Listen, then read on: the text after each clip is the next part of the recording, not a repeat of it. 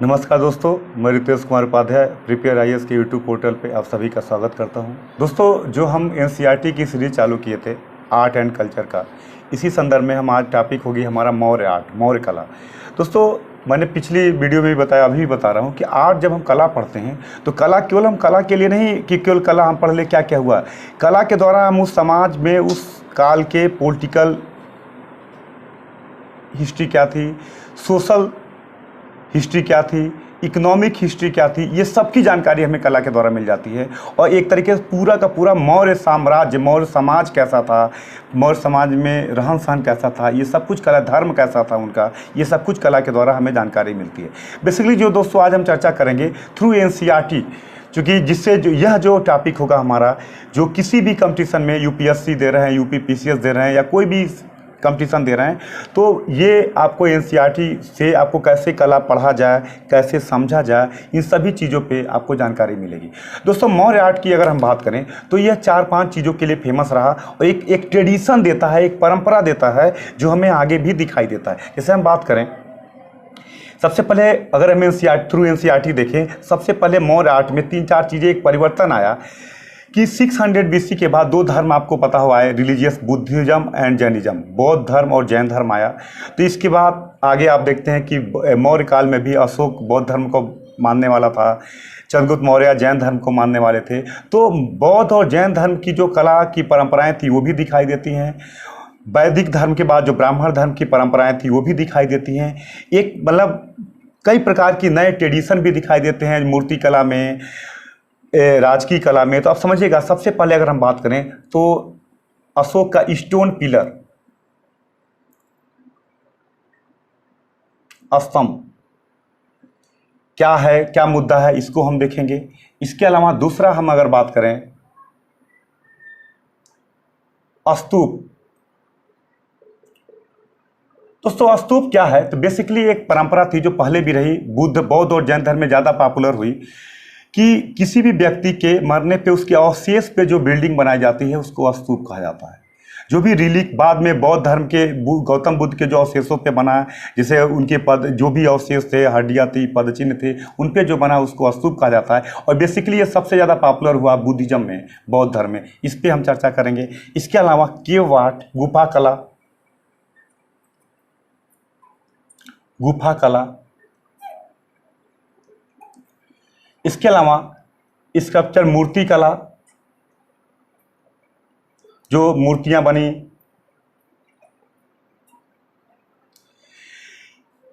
ये इनके जो स्पेसिफिक रहे। इसके अलावा एक और मिलता है, यक्ष और यक्षिणी की प्रतिमाएं मिलती हैं, यक्ष और यक्षिणी की प्रतिमाएं।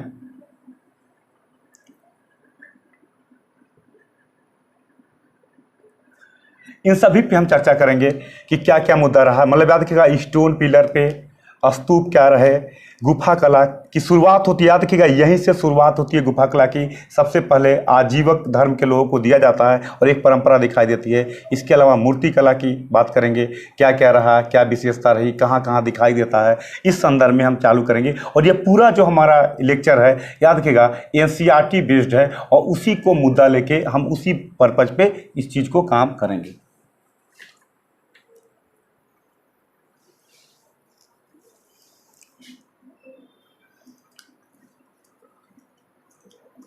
दोस्तों, अगर हम बात करें स्टोन पिलर की, तो याद रखिएगा ये पत्थरों को काट के बनाए जाते थे, एकाश्म पत्थर को काट के बनाए जाते थे। याद रखिएगा, पत्थर को काट कर बनाए जाते थे।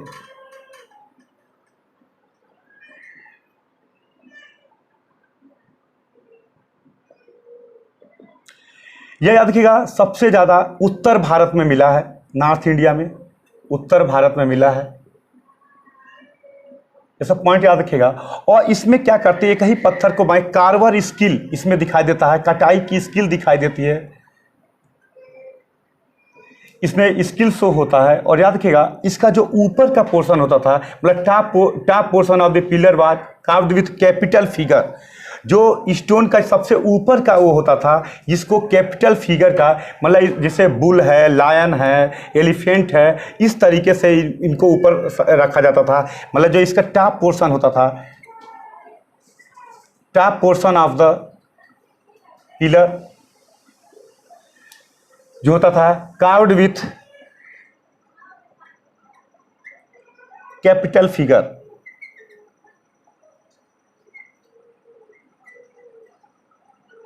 लाइक एलिफेंट, बुल, लायन, ये होता था। मतलब ये एक ही पत्थर को काट के बनाए जाते थे, नॉर्थ इंडिया में मिला है और इसकी शुरुआत सबसे अशोक के द्वारा की गई। इसकी शुरुआत अशोक के द्वारा की गई। याद रखिएगा मौर्य कला में स्टोन पिलर, याद रखिएगा कुछ लोग कहते हैं कि ईरान में भी ये थी कला, लेकिन भारत का और वहाँ के में अंतर था। यहाँ एक ही पत्थर को काट के बनाते थे, नीचे से ऊपर जाके पतला होता चला जाता था। तो वहाँ प्राचीन काल से ही ये ट्रेडिशन रहा, लेकिन हमारे और वहाँ में अंतर था और हमारी परंपरा अलग थी, नॉर्थ इंडिया में दिखाई देती है, फिर से अशोक के द्वारा बनाई गई। इसमें कार्वर स्किल दिखाई देता है और टॉप पोर्शन पे क्या होता था, कैपिटल फिगर जानवरों के, जैसे बुल है, लायन है, एलिफेंट है, ये चीज़ें दिखाई देता है। और ये स्टोन पिलर एक तरीके से मौर्य कला के पूरे के पूरे वो दिखाई देता है। ये मिलता कहाँ कहाँ है, तो हम अगर बात करें तो रामपुरवा में है, बखीरा में है, लौरिया नंदनगढ़, बखीरा, लौरिया नंदनगढ़ आदि जगहों पे इसको दिखाई देता है। ये पूरा का पूरा पिलर दिखाई देता है। सारनाथ में आपको बताया जाएगा जो मिला है, इसको सिंह स्तंभ कहा जाता है, लायन कैपिटल भी कहा जाता है। जो पिलर मिला सारनाथ का स्तंभ, जो उसको इसके ऊपर 4 शेर जोरदार तरीके से बने हुए हैं, जो गौतम बुद्ध के धम्म चक्र प्रवर्तन का भी प्रतीक है। गौतम बुद्ध के धम्म चक्र प्रवर्तन, दोस्तों जानते होंगे धम्म चक्र प्रवर्तन, जो फर्स्ट शेरमन जो इन्होंने उपदेश दिया था उसका भी प्रतीक है। और इसी को हमारे राष्ट्रीय चिन्ह में भी इस प्रतीक को लिया गया है। ऊपर 4 शेर जोरदार चारों दिशाओं में ऐसे बने हुए हैं, इसको हम अपने राष्ट्रीय चिन्ह में भी लेते हैं। तो इस तरीके से स्टोन पिलर मौर्य कला का एक नई परंपरा थी, जिसमें पत्थरों को एक ही पत्थर को काट के बनाते थे। नॉर्थ इंडिया में मिला है, कार्वर स्किल दिखाई देता है। टॉप पोर्शन पे आपका क्या कर सकते हैं, कैपिटल फिगर था जिसमें जानवरों को दिखाया गया है। ये पूरा का पूरा रहा आपका। किसी को कोई डाउट हो, कोई मुद्दा हो तो ये क्लियर आप बताइएगा कि क्या क्या मुद्दा है। इसके अलावा दूसरा पॉइंट याद रखिएगा, ये तो हो गया आपका स्टोन पिलर। अब देखिए आगे,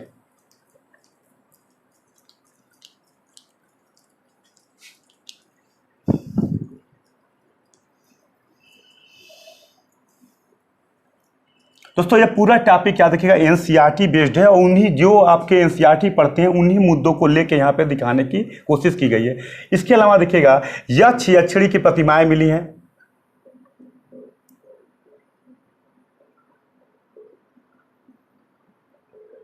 यक्ष यक्षिणी की प्रतिमाएं मिली जो विदिशा में,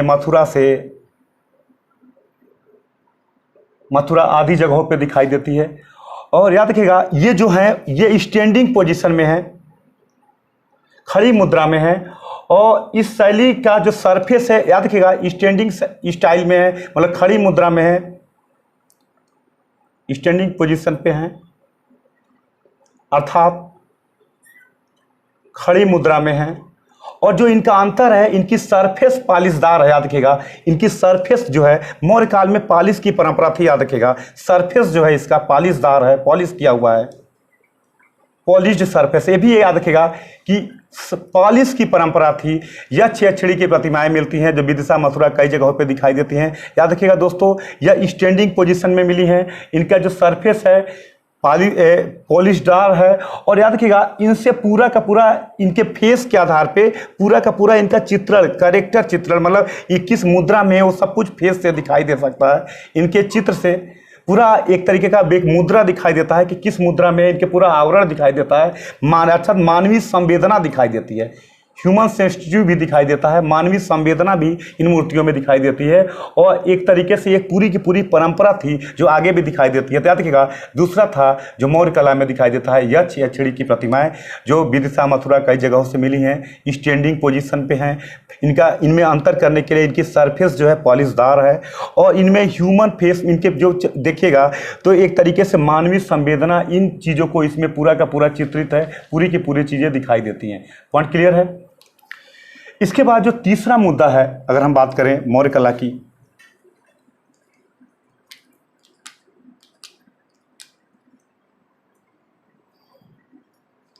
याद रखिएगा केव आर्ट, गुफा कला।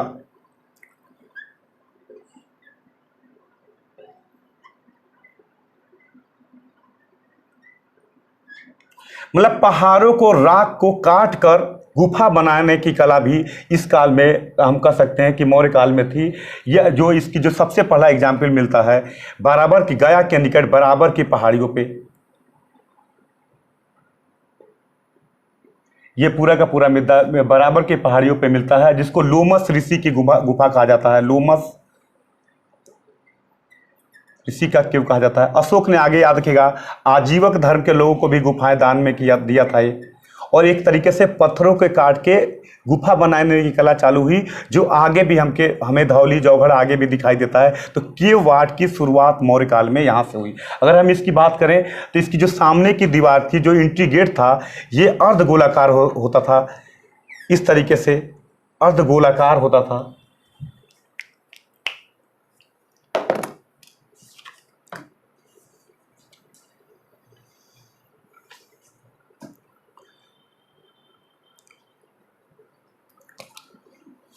और इस तरीके से गुफा कला की शुरुआत रही। याद रखिएगा बराबर की पहाड़ियों पे लोमस ऋषि की गुफा बनी, अशोक ने आजीविकों को दान दिया, और इसका जो एंट्री होता था गोलाकार, अर्ध गोलाकार होता था, और एक तरीके से चित्र बनाए जाते थे, और इस तरीके से गुफा कला की भी शुरुआत हो गई, जो आगे भी एक परंपरा दिखाई देती है।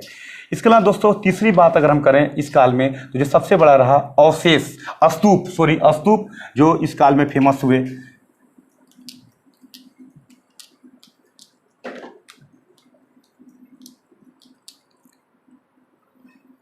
दोस्तों देखिए पूरा एक का पूरा ये जो है एनसीईआरटी बेस्ड है, और कोशिश करेगा इससे आपको पूरा एक बेस मिल जाएगा, टर्म क्या है, किस टर्म का मतलब क्या होता है, गुफा, रेक, राक, ये पिलर क्या होते हैं, ये सब चीज़ें आपकी यहाँ क्लियर हो जाएंगी, और बड़े इजी शब्दों में समझाया गया है, और कोशिश करिएगा कि चीज़ों को समझ में आए, इससे आपको हर जगह ये काम आएगा।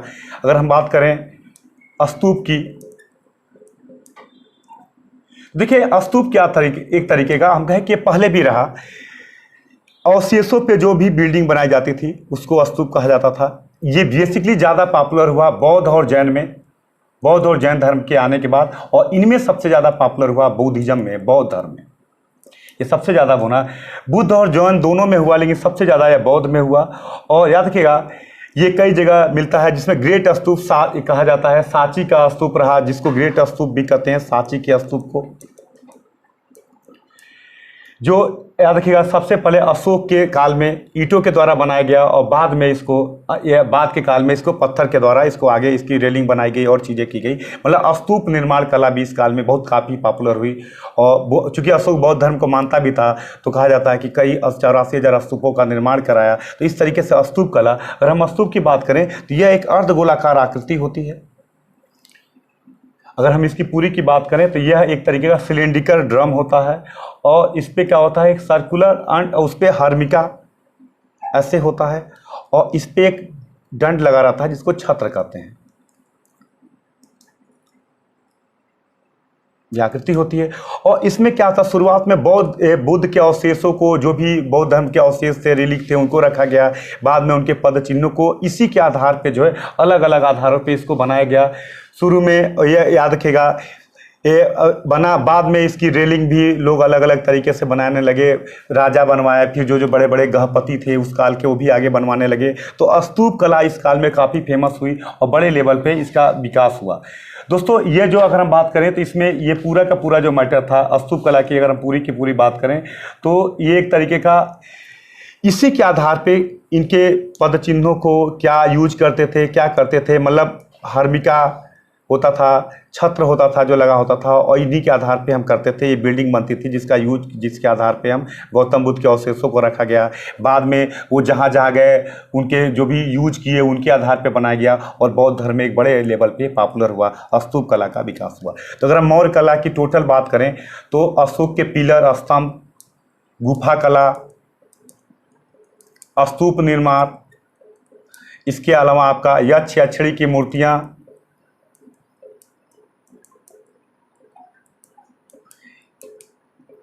बना, और इसके अलावा अगर हम कंस्ट्रक्शन की बात करें तो मौर्य काल के भवन भी मौर्य कला को दिखाते हैं। दोस्तों अगर इस तरीके से हम देखें, अगर हम निकालें इस कला का महत्व देखें, तो इसका मतलब बौद्ध धर्म इस समय बौद्ध और जैन धर्म था, पॉपुलर था। आप देखिएगा, अगर हम कहें कि कला से इतिहास कैसे जाना जाए, बौद्ध और जैन धर्म पॉपुलर था।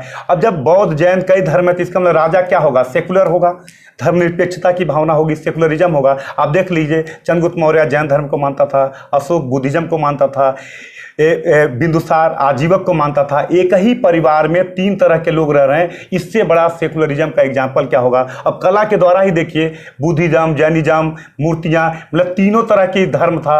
इसका मतलब कि हम प्राचीन काल से सेकुलर हैं, जो आज के संविधान में अपनाया गया है। मतलब देखिए, हमने एनसीईआरटी की कला पढ़ी और मौर्य काल का पूरा हम धार्मिक और सामाजिक चित्रण जान गए। इस तरीके से हम कला के द्वारा, कला का महत्व भी यही है कि कला के द्वारा उस समाज के चित्रण को हम जान लें, तो स्तंभ से भव्यता दिखाई देती है। एक मूर्ति कला का स्तंभ, जो भी उसके ऊपर जो हम बनाते थे, कैपिटल फिगर बनाते थे, उससे मूर्ति कला की भी परंपरा दिखाई देती है। गुफा कला की आगे अजंता एलोरा में आपको परंपरा दिखाई देगी। स्तूप निर्माण की परंपरा बड़े लेवल पे दिखाई देगी। यक्ष यक्षिणी की मूर्तियाँ बनी, आगे मूर्ति कला का और विकास हुआ। इस तरीके से दोस्तों ये रहा पूरा का पूरा मौर्य कला। क्लियर।